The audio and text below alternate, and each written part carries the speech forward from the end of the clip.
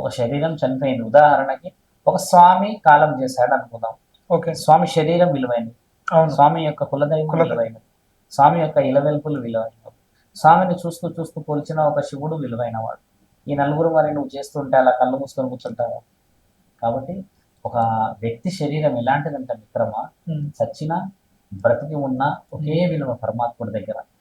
మన హిందూ సంప్రదాయంలో చూసారా, ఒక శవం అనేది తీసుకుపోతూ ఉంటే పచ్చటి పసుపు పెట్టి ఒళ్ళంతా హస్త సుగంధాలతో కలిపిన స్నానాలు పువ్వులు చల్లి, మగవారు చనిపోతే పట్టు వస్త్రాలు వేసి, ఆడవాళ్ళు చనిపోతే పట్టు వస్త్రాలు వేసి అంగరంగ వైభవంగా మీకు తెలుసా అది ఎందుకు తీసుకెళ్తారు?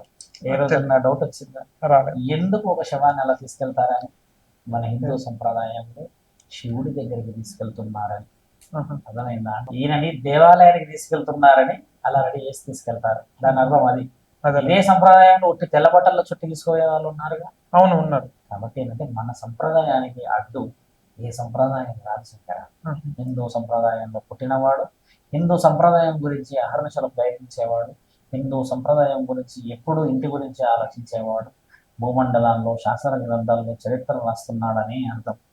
ఎంత అంగరంగ వైభవంగా అవుతుంది ఒక షాప్ చూసాగా. అవునవును, చూసాను. మన భారతదేశంలో తప్పితే ఏ దేశంలో అదే నాకు డౌట్, ఎందుకు ఎవరైనా చనిపోతే వాళ్ళకి పూలు గాజులు ఎన్ని శంకర? అదే అప్పుడు ఎందుకంత కుటుంబ వివరణలు ఎలా ఉంటుందంటే మిత్రమా, పరమాత్ముడు ఏం చేస్తాడంటే శాసన గ్రంథాల్లో రుజువు చేయబడ్డాయి. నేను అడుగుతున్నది ధర్మమైన ప్రశ్నే.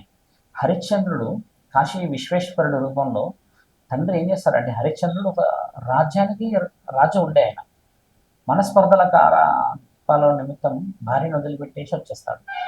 అయితే హరిశ్చంద్రుడు వస్తున్న సమయంలో అమ్మ గర్భవతి ఉంటుంది, హరిశ్చంద్రుడి యొక్క భార్య.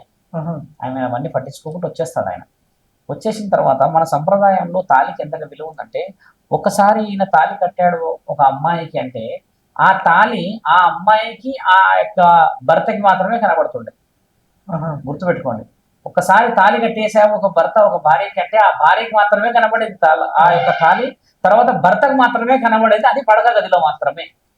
లోపటే ఉంటాయి కదా తాళి, బయటకి అయ్యేది కనిపించకుండా మనం ఉంటారు. అయితే ఈ సంప్రదాయం అనేది మన హిందూ ధర్మంలోనే ఉన్నది. హరిశ్చంద్రుడు అక్కడ ఘాట్ దగ్గర ఉన్నప్పుడు, హరిశ్చంద్ర ఘాట్ అంటారు ఇప్పటికి ఉంది అక్కడ, ఆ ఘాట్ దగ్గర ఈ శవాలని కాల్చే కార్యక్రమంలో ఉంటాడు ఆయన.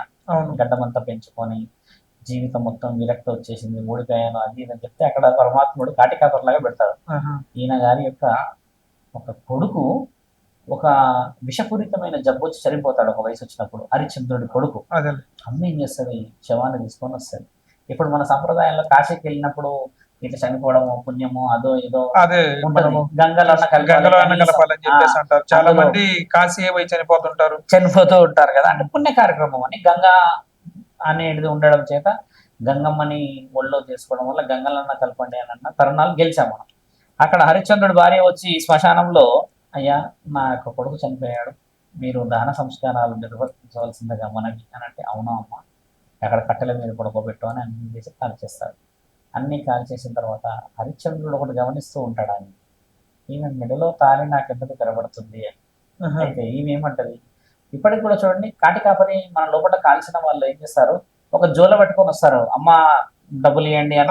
కొంతమంది 10 రూపాయలు 20 రూపాయలు 100 రూపాయలు ఇస్తూ ఉంటారు. అలాగా వస్తున్న తరుణాన్ని ఏం చేస్తారంటే, హరిశ్చంద్రుణ్ణి ఈమె కాల్చడం అయిపోయినాక హరిశ్చంద్రుడమ్మ కార్యక్రమం అయిపోయింది, నువ్వు ఏమైనా దక్షిణ ఇచ్చి వెళ్ళు అంటాడు. నా దగ్గర దక్షిణ ఎక్కడ ఉంది స్వామి, నా భర్తే నన్ను వయసులో ఉన్నప్పుడు వదిలిపెట్టి వెళ్ళిపోతే నా కొడుకుని పోషించలేక ఈయన ఒక జబ్బు పడి చనిపోయాడు, నేను ఏమీ లేను అని చెప్పి ఇలా కొంగు తీస్తుంది ఆవిడ. కొంగు తీసి ఏముంది నా దగ్గర అని కాశీ విశ్వేశ్వరుని తలుస్తూ ఉంటదమ్మా, విశ్వనాథుని పరమేశ్వరుని. నీ మెడలో ఉన్న తాళి చెల్లమ్మ అనగానే కన్ను ఎవరు చేస్తుంది, అంత భయంతో చేస్తా. అనుచరుడు భయపడతాడంట ఆయన చూసే చూపుకి. నాదా, నా మెడలో వేసిన తాళి నా భర్తకు తప్పితే ఎవరికి కనబడదని పరమాత్ముడి వరం ఉన్నది కదా స్త్రీకి.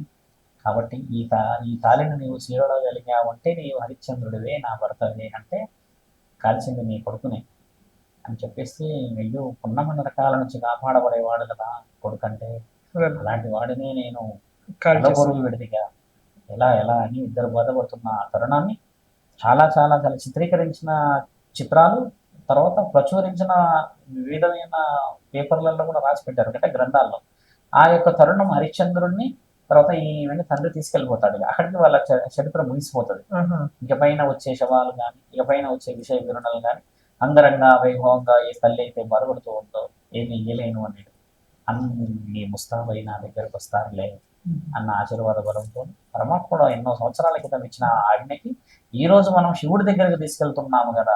అదే కాబట్టి శివుడే ఉంటాడు మన సంప్రదాయంలో, శ్మశానంలో శివుడు కూర్చొని ఉంటాడు ఇలాగా. అవును. అందుకని తండ్రి దగ్గరికి తీసుకెళ్లేటప్పుడు అంగరంగ వైభవంగా ఎందుకు తీసుకెళ్తారంటే పోతుంది ఒక బిడ్డ తండ్రి దగ్గరికి తండ్రి కాబట్టి, దగ్గరికి. పరమాత్ముడి దగ్గరికి కాబట్టి స్వీకరిస్తాడు.